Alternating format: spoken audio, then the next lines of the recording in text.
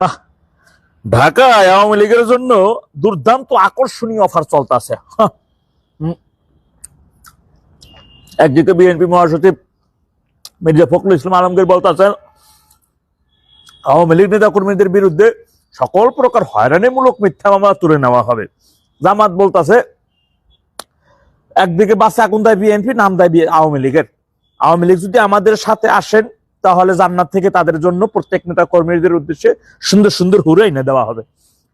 তাদেরকে হুর প্রস্তুত আছে, তারা শুধু রেডি থেকে আমরা হুর এনে দেবো। আর অন্যদিকে ওই যে মারি খাওয়া কিছু আছে নূর, বিপি নূর, নূর বলতেছে আওয়ামী লীগের যারা ভালো তারা চাইলে জামাত, বিএনপি কিংবা আমার পার্টি তো যোগ দিতে পারে। এখন কথা হচ্ছে আওয়ামী লীগের জন্য হঠাৎ করে এত অফার কেন, এই আকর্ষণীয় অফার কেন? কারণ তারা জানে আওয়ামী লীগ যার গদি তার। কিন্তু আওয়ামী লীগ আসলে কার? জন্মলগ্ন থেকে আওয়ামী লীগ শুধুই জনগণের। রেডি থাকো, সময় বলে দেবে কে কার।